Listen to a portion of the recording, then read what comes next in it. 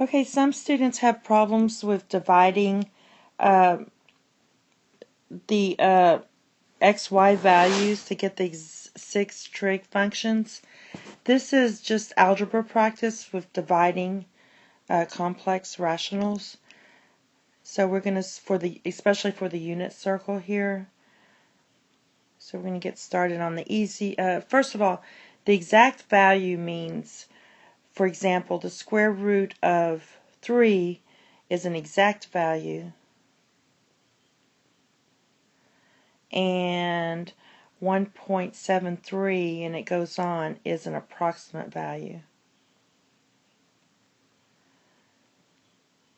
We're only using exact values. So you're going to run into these when you're getting your trig ratios, your unit chart completed. Anything divided by 0 is undefined. And you can ask yourself, what times 0 equals 1? And there is no solution for that. So that is considered undefined. And we're going to use the U for undefined because it's easier to see on your unit chart. A U versus the empty set, it's different than 0. Now, if you have 0 in the numerator, 0 divided by anything equals 0. So 0 divided by 5 equals 0. Because you can ask yourself, what times 1 is 0? It is 0. And of course, anything divided by itself equals 1. So I'll make this 2 and this one 1.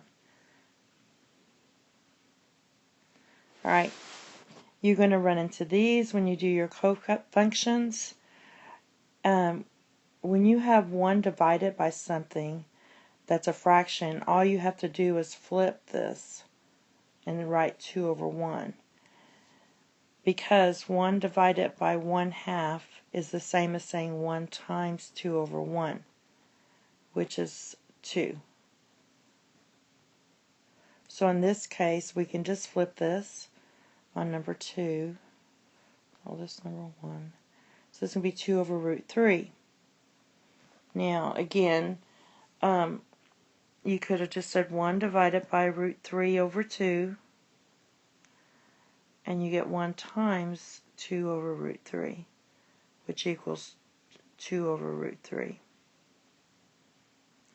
We can't leave a radical in the denominator, so we're going to rationalize this value by multiplying it by root 3 over root 3, and we get 2 root 3 over 3.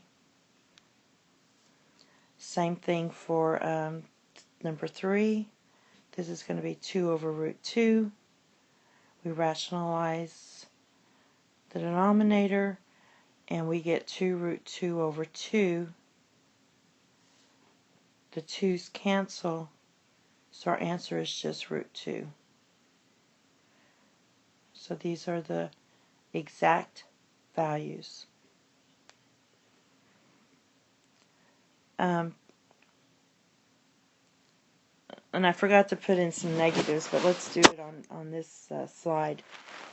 When you divide root 3 over 2, divide it by 1/2, you can cross out the 2's and just get root 3. And again, let's go over here.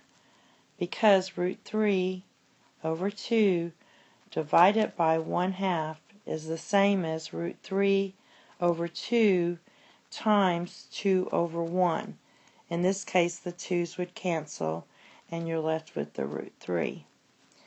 Now, just recall that if this value was negative and your denominator was positive, then this would be negative.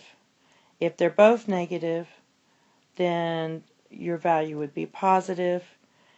If the denominator was negative and the numerator was positive, then we would have a negative value here. So that would be negative. I assume you already know this. In this case, again, we can cross out the 2's here like we did before. same reasoning from here, and we get 1 over root 3. We're going to rationalize the denominator by multiplying the numerator and the denominator by root 3, and we get root 3 over 3. And again, if this was negative and this was positive, then our answer would be negative. Okay, in this case, we have 1 over root 3 over 3. That's the same as 1 divided by root 3 over 3, which is the same as 1 times 3 over root 3. So, we're going to just flip this. 3 over root 3, rationalize the denominator by multiplying by root 3 over root 3, and we get 3 root 3 over 3. 3's cancel, and you're left with root 3. Also, some of you all might have noticed that this is equivalent to 1 over root 3. The more you do this, you'll notice that, and then you could have just simply flipped that and got root 3. Okay, this one, we're going to just flip it, so that's going to be 2 over 2 over, no, it's going to be 3, sorry about that, 3 over 2 root 3. We're going to rationalize the denominator by just multiplying by root 3 over root 3. So we get 3 root 3 over 2 times 3, which gives us 3 root 3 over 6, which is going to equal 2 root 3 over 2. Of course, some of you probably already noticed that at this point here, we could have canceled out the 3's here and came up with the same value. The end.